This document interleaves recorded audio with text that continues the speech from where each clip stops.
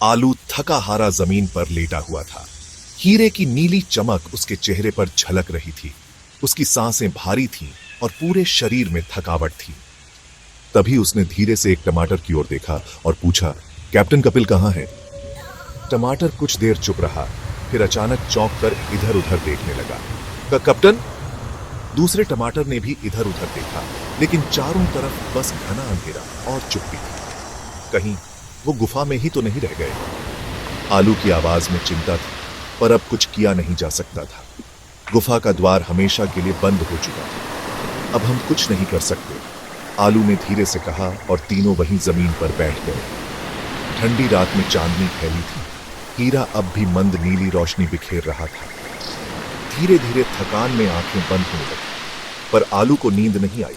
वो बस लेटा रहा और तभी उसने देखा, दोनों टमाटर आपस में कुछ फुसफुसा रहे थे। उनकी आवाज धीमी थी, लेकिन आलू की आंखें अब पूरी तरह खुली थी। तू हीरा उठा और जैसे ही सुबह हो हम दोनों निकल लेंगे, टमाटर ने कहा। आलू को मत बताना, नहीं तो वो रोकने की कोशिश करेगा, दूसरे ने आंख मारते हुए कहा। आलू का दिल धक से रह गया।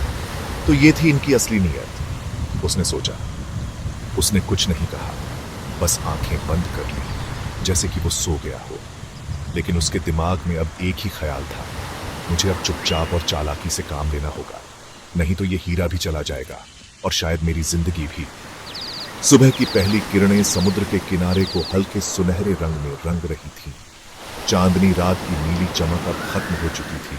थोड़ी दूर दोनों टमाटर खर्राटे मारते हुए बेसुध पड़े थे। एक के मुंह से हल्की सी सीटी जैसी आवाज भी आ रही थी। आलू धीरे से उठा, उसने चारों ओर देखा। माहौल शांत था। धीरे से जमीन पर रखा हुआ नीला हीरा उठाया, वह अब भी हल्की नीली रोशनी बिखेर रहा था। चुपचाप दबे पांव आलू रेत पर चलता हुआ समुद्र किनारे पहुंचा। वहां किनारे पर एक पुरानी टूटी फूटी लकड़ियों से बनी छोटी नाव पड़ी थी, वही नाव जिसमें टमाटर कभी किसी और सफर पर निकले थे। आलू बिना समय गंवाए नाव में चढ़ गया। उसने एक चप्पू उठाया और धीरे धीरे चप्पू चलाया। नाव हौले हौले समुद्र में सरकने लगी, नीली लहरों को चीरते हुए। दोनों टमाटर अचानक उठ गए। अरे अरे रुको, आलू रुको!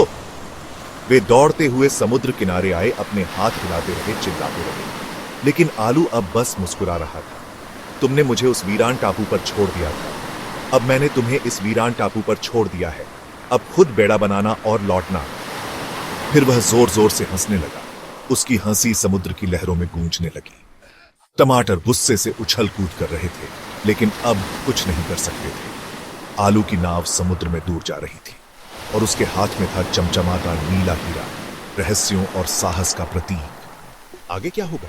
आलू कहां जाएगा? क्या नई मुसीबत उसका इंतजार कर रही है?